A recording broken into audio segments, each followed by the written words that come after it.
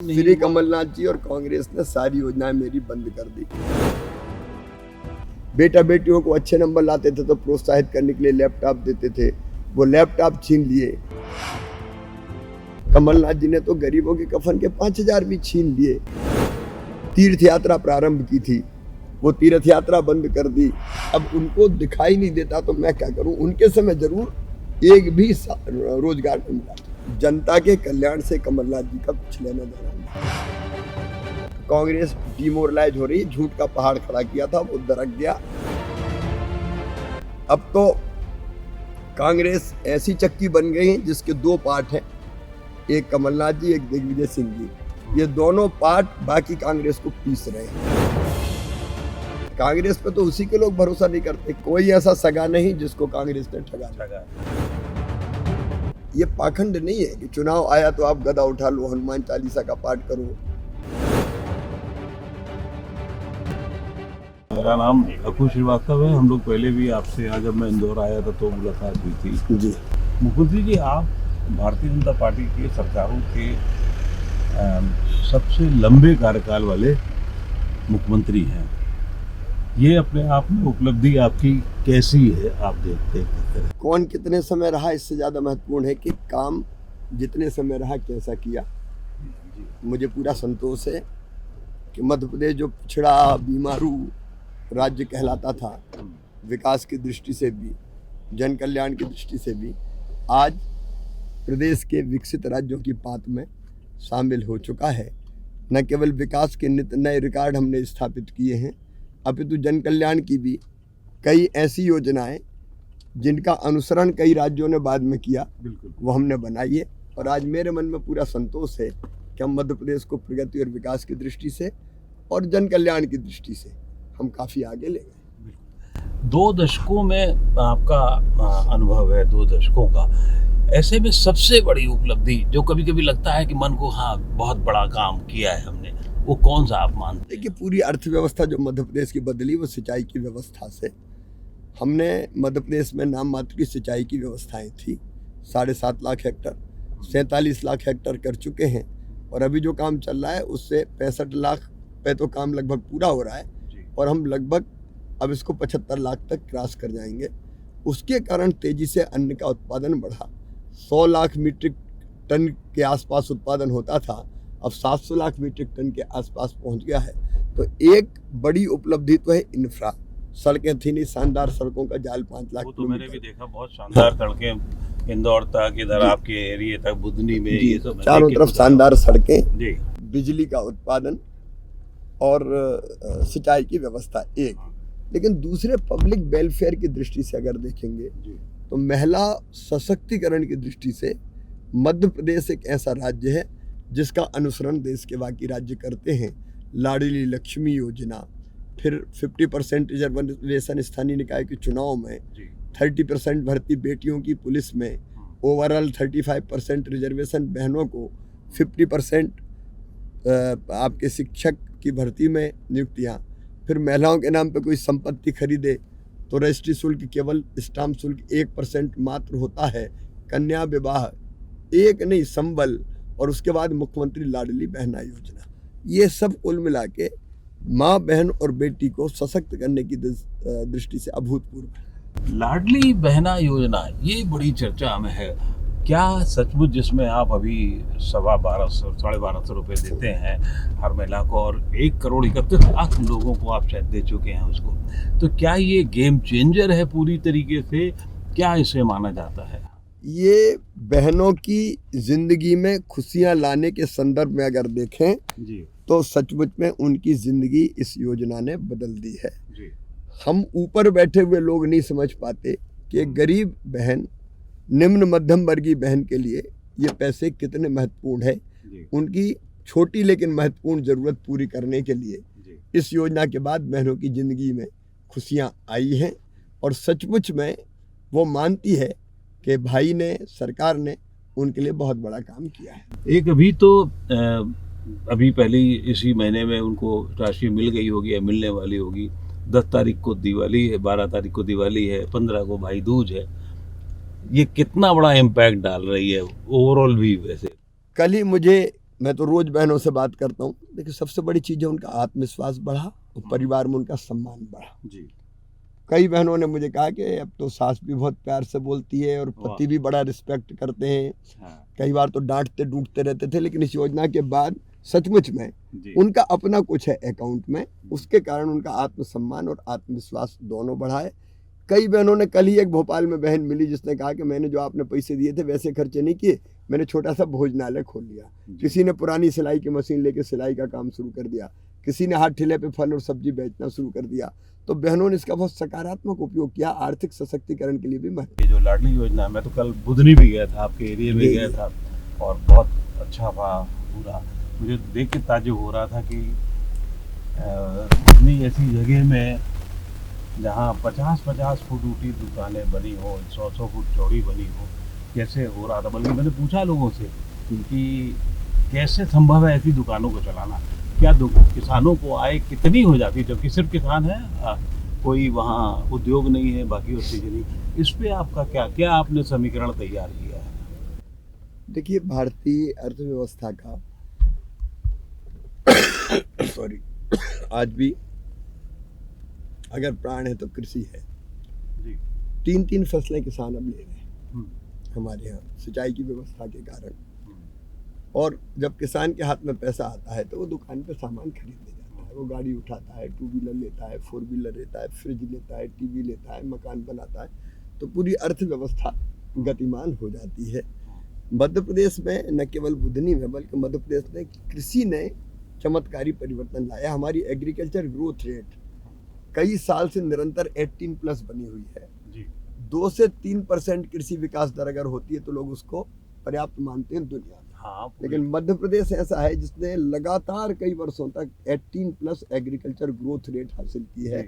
और कई बार हमने यूपीए की सरकार से भी कृषि कर्मण अवार्ड लिए 2014 के पहले। तो मूल कृषि है, लेकिन उसके बाद निवेश भी आया है। बुधनी में ही 2-3 बड़ी फैक्ट्रियां आई हैं। हर सेक्टर में निवेश आया है मध्य प्रदेश में, उसने भी गति बढ़ाई है। औद्योगिक जो हमारी आपकी इंडस्ट्रियल ग्रोथ रेट 24% है और सर्विस सेक्टर में भी अच्छा काम है। जी। लेकिन जब मैं बुधनी में था तो वहाँ क्योंकि आदिवासियों का भी एक क्षेत्र है और काफ़ी कुछ है, वो तो आपके मतलब ऐसा आपने क्या जादू उनके लिए किया, क्या आखिर काम किया, मैं ये समझना चाहता हूँ, आपसे ही समझना चाहता हूँ। वहाँ तो मैं समझने में मैं फेल रहा कि क्या कुछ खिलाफ बात हो जाए, कोई बात हो जाए, लेकिन आपने ऐसा क्या जादू किया, क्या उनके लिए काम किया? 20% है आबादी मध्य प्रदेश में। देखिए, वो हमारे भाई बहन हैं और परिवार, मैं सरकार नहीं परिवार चलाता हूँ, तो परिवार की तरह उनको स्नेह, प्रेम और आत्मीयता, ये सबसे बड़ी बात है।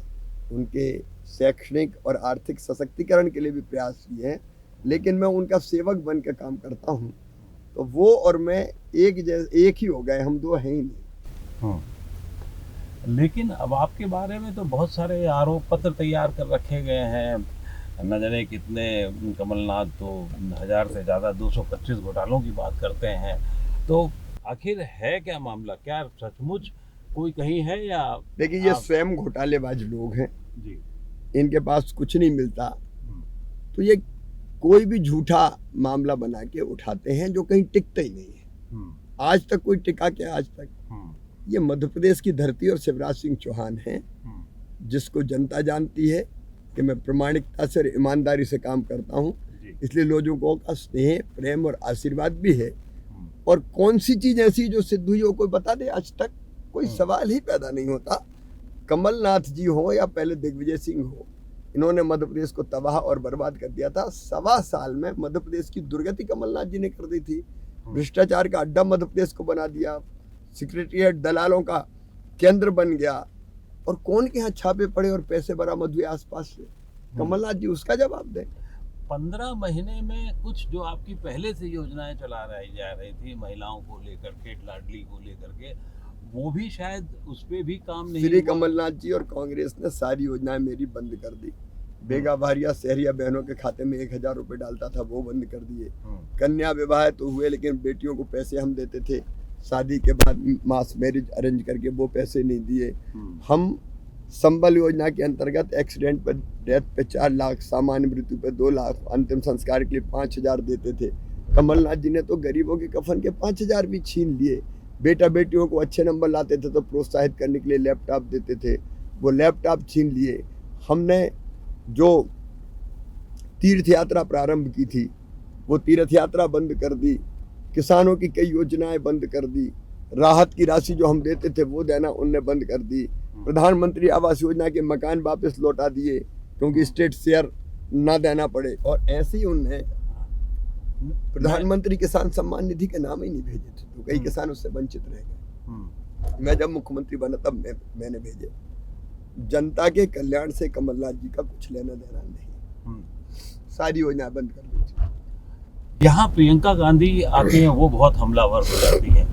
वो कहती हैं कि शिवराज जी ने जो है नौकरियां खा ली, 1000 नौकरियां भी नहीं दी हैं, वगैरह वगैरह, एक अलग तरीके के। मुझे तो ये आश्चर्य होता है कि इतना बड़ा झूठ बोलने की हिम्मत उनमें कहाँ से आती है। देखो, झूठ भी ऐसा बोलो जो टिक जाए। हाँ। इसी साल 1 लाख भर्तियों का क्रम जारी है। 60,000 को तो मैंने नियुक्ति पत्र हाथों से बांटे, कार्यक्रम कर करके, अकेले में नहीं बांटे। 3 लाख लोगों को हर महीने स्वरोजगार की योजनाओं के अंतर्गत हम लोन देते हैं, उससे रोजगार मिल रहा है। मुख्यमंत्री सीखो और कमाओ योजना बनाई है, उससे बच्चे काम पे जा रहे हैं। अब उनको दिखाई नहीं देता तो मैं क्या करूं। उनके समय जरूर एक भी रोजगार नहीं मिला था। लेकिन कमलनाथ जी और दिग्विजय जी जो पहले जो लोगों को लग रहा था और राष्ट्रीय स्तर पे बहुत सारा बताया गया, कांग्रेस बहुत आगे है, लेकिन अब क्यों आपको क्या लग रहा है कि क्यों थक गए हैं? क्या वजह है दोनों में, क्या कारण है? क्योंकि कमलनाथ जी तो सभाएं भी बहुत कम कर पा रहे हैं अभी, क्या वजह मानते हैं आप? देखिए, एक तो भारतीय जनता पार्टी को मिल रहा भारी जन समर्थन। अब मेरी सभा में उमड़ती हुई भीड़, माननीय प्रधानमंत्री जी पधार रहे हैं, लोग प्रधानमंत्री जी में श्रद्धा और विश्वास रखते हैं, जनता हमारे साथ खड़ी है। तो कांग्रेस डिमोरलाइज हो रही, झूठ का पहाड़ खड़ा किया था वो दरक गया। और अब तो कांग्रेस ऐसी चक्की बन गई है जिसके 2 पार्ट हैं, एक कमलनाथ जी, एक दिग्विजय सिंह जी। ये दोनों पार्ट बाकी कांग्रेस को पीस रहे हैं। दोनों अपने अपने बेटों को स्थापित करने में जुटे हुए हैं। कभी कोई किसी के कपड़े फाड़ने की बात कर रहा है। तो कांग्रेस की हालत तो कपड़ा फाड़ पार्टी जैसी इस समय हो गई है और कांग्रेस की विश्वसनीयता संकट में है। हम नहीं कह रहे अखिलेश यादव इंडी गठबंधन, उनके सहयोगी कह रहे कांग्रेस तो चालू पार्टी है, धोखा देती है।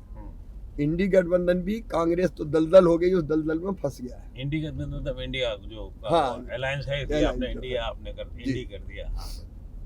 नहीं, अच्छा। तो कांग्रेस पे तो उसी के लोग भरोसा नहीं करते। कांग्रेस ने सबको कोई ऐसा सगा नहीं जिसको कांग्रेस ने ठगा नहीं। आप पार्टी में सबसे बड़े चेहरे हैं पिछड़ों के, और जितना चीज़ें आप योजनाएं लागू कर रहे हैं, दूसरे स्टेट भी लागू कर रहे हैं, फिर भी अब जब आप अगली बार जब नौबत आएगी तो आप क्या करना चाहेंगे? खास तौर से जो आपको कुछ तो लगता होगा कि 20 साल में ये नहीं कर पाए हम, ये काम अभी बाकी रह गया। हमको जो करना है, एक, हर बहन को लखपति बनाना है। अच्छा। लखपति मतलब उसकी वार्षिक आय 1 लाख रुपया से ज्यादा हो। सेल्फ हेल्प ग्रुप के माध्यम से हमने ये काम प्रारंभ किया। 15 लाख दीदियों को हम लखपति बना चुके हैं। मैं प्रदेश की प्रत्येक गरीब बहन को लखपति बनाना चाहता हूँ, नंबर 1। नंबर 2, सिंचाई की संपूर्ण व्यवस्था, क्योंकि सिंचाई ने मध्य प्रदेश को बदल दिया है। तो अभी हम लगभग 75 लाख हेक्टेयर तक पहुँचे हैं। मैं इसको कोई खेत बिना पानी के ना रहे, इस काम में पूरी शिद्दत के साथ जुटा हूँ। तीसरी सबसे बड़ी चीज़ जो मध्य प्रदेश के लिए हम करेंगे वो है शिक्षा की और रोजगार की और बेहतर व्यवस्थाएं। शिक्षा में के लिए हमने, आपने सुना होगा, सीएम राइज स्कूल प्रारंभ किए हैं। अभी हमारे भी है वहाँ बुधनी में एक आपने बनाया भी है सीएम राइज, वो क्या है? हमने ये तय किया है कि हम 20-25 किलोमीटर के दायरे में एक सर्व सुविधा युक्त स्कूल बनाएंगे, जहाँ lab, library, smart class, playground सब हो। बस बच्चों को लेने जाएगी, बस बच्चों को छोड़ने आएगी, जो गरीब और किसानों के बेटा बेटियों को भी उच्च गुणवत्तापूर्ण शिक्षा देगी। तो हम शिक्षा की व्यवस्था में और आमूल चूल परिवर्तन, हमने मेडिकल कॉलेज 5 थे, अब 30 कर दिए हैं। इंजीनियरिंग कॉलेजेस खोल रहे हैं, हमारे यहाँ ग्लोबल स्किल पार्क हमने बनाया, ITI आइडियल हमने बनाए। तो कुल मिला के स्किल्ड मैन पावर तैयार करना और बेहतर शिक्षा, ये हमारा तीसरा लक्ष्य होगा आपका। एक चीज और बताइए जो बहुत दिनों से चर्चा में रही है, और कमलनाथ जी गदा उठा के हनुमान जी की काफ़ी कुछ कहानी से सुना रहे हैं, बल्कि उनको भी ले गए थे बाबा को भी अपने पास में, और बहुत सारी कोशिशें कर रहे हैं अपने आप में। क्या इसका असर है? किस तरीके से कांग्रेस की ये इमेज से मेल खाता है, नहीं मेल खाता है? और मध्य प्रदेश ऐसी जगह में जहाँ मुझे जातिवाद बहुत कम दिखता है लेकिन कम दिखता है अपेक्षाकृत, अगर बिहार यूपी की देखें तो वहाँ पर ऐसी भावनाएं वो कैसा क्या कर पा रहे हैं? आपको क्या लग रहा है कि वो ये मुद्दा आपसे छीनने की कोशिश कर पा रहे हैं? जो भगवान राम को कभी काल्पनिक कहते थे जी वो आजकल हनुमान जी की गदा उठा रहे हैं, त्रिपुंड लगा रहे हैं, मंदिरों में जा रहे हैं। जी देखिए ये सब श्रद्धा के विषय है, ये पाखंड नहीं है कि चुनाव आया तो आप गदा उठा लो, हनुमान चालीसा का पाठ करो, कथा कराने लगो। ये होता है सहज संस्कारों के कारण।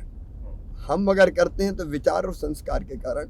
कांग्रेस केवल ये मान के कब राम के बिना काम नहीं चल सकता, जो कभी उनको कहते थे कहाँ राम हुए, 10,000 कमरे थे दशरथ जी के महल में, कौन से कमरे में राम ने जन्म लिया, इस तरह के सवाल जो लोग उठाते थे वो केवल चुनावी लाभ के लिए इस तरह की गतिविधियां करते हैं, जनता सब जानती है। जी, एक ये समस्या जो रोजगार की है उसके लिए क्या अब आपकी प्लानिंग है, खास तौर से मध्य प्रदेश का जो निवासी है वो बाहर न जाए, यहीं पर काम करने की कोशिश करे, इंदौर वगैरह? अगला जो हमारा बड़ा लक्ष्य है, प्रत्येक परिवार एक रोजगार। जी, हम इसको प्लान पूरा हमने किया है, इसका रोड मैप बनाया है।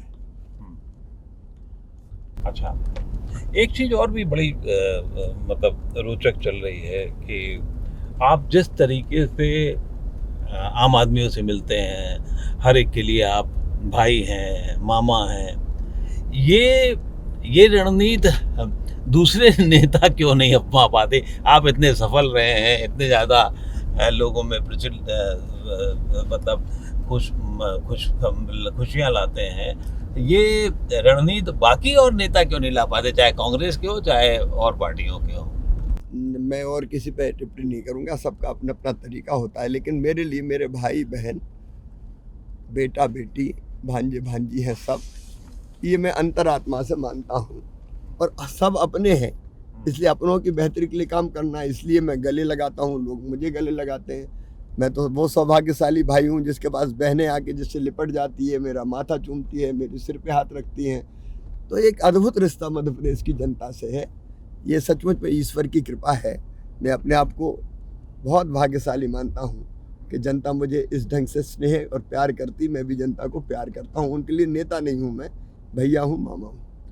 अभी मैं देख रहा था कहीं पर वीडियो में कि आपको लोग प्रचार के दौरान आज के दुनिया में, आज के युग में पैसे भी देते हैं। हाँ, ये देखिए बहुत सुखद है। लोग चुनाव प्रचार के लिए पैसे मांगते हैं, लेकिन मैं ऐसा भाग्यशाली हूँ कि बहनें भी आके कहती है 10 रुपये लो चुनाव के लिए, ये 5 रुपये लो। ये एक अंगूठी मैंने उंगली में पहनी, एक मेरी फूल बेचने वाली बहन ने जबरन पहनाई, मैंने बहुत मना किया। फूल बेचने वाली? हाँ, कि नहीं मैं तो दूंगी, और वो रोने लगी कि नहीं तो मैं नाराज हो जाऊंगी। अब ये जो, और मैंने कहा कि अब नहीं उतारूंगा मैं इसको जिंदगी भर, क्योंकि एक बहन ने अपनी मेहनत की फूल बेच के और अंगूठी पहनाई अपने भाई को। ये सचमुच में सब अद्भुत है। आपको बहुत सॉफ्ट मुख्यमंत्री भी कहा जाता है, मतलब आप ठीक है मामा हैं, भाई हैं, लेकिन ये भी एक इमेज है कि आप बहुत सख्त नहीं हैं ब्यूरोक्रेसी के लिए या बाकी उसके लिए, ऐसा? मध्य प्रदेश ने इतनी अगर उपलब्धियां हासिल की तो इसी ब्यूरोक्रेसी के सहारे। काम करने की अपनी स्टाइल है, मेरा अपना तरीका है। अब मैंने देखो लाडली बहना योजना मेरे दिमाग में आई 28 फरवरी को, 5 मार्च को मैंने अनाउंस करके कहा कि इसके फॉर्म भरे जाएंगे, फॉर्म का प्रारूप जारी करके एक फॉर्म भरवाया। 20 मार्च से हमने फॉर्म भरना शुरू किए, 30 अप्रैल तक सारे आवेदन आए, मई में जांच करके 10 जून को हमने पैसे डाल दिए, 1,32,00,000 बहनों के खाते में, हाथ में पैसा पहुंच गया। इससे इफेक्टिव ब्यूरोक्रेसी और क्या हो सकती है, आप बताइए। तो ये ई-KYC का कमाल है, ब्यूरोक्रेसी से आपकी संतुष्टि का है ये उदाहरण। ये मेरे ख्याल से दुनिया की पहली ऐसी योजना है जो इतने कम समय में वही मैं आपसे कह रहा था कि आप कैसे प्रशासक हैं, ये तो इससे ही सिद्ध होगा कि आपने जो सोचा वो आप कैसे किया, कर पाए कि नहीं कर पाए। मैंने 28 फरवरी को सोचा और 10 जून को पैसे डल गए। तो ये चमत्कार, लोग आश्चर्य कर रहे थे कि हो कैसे गया, लेकिन इसी ब्यूरोक्रेसी ने किया, प्रेम से किया। बहुत बहुत शुक्रिया आपका शिवराज जी, आपको भी बहुत बहुत आभार कि आपने नवोदय टाइम्स पंजाब केसरी से बातचीत के लिए समय निकाला। बहुत धन्यवाद भैया। बहुत बहुत धन्यवाद।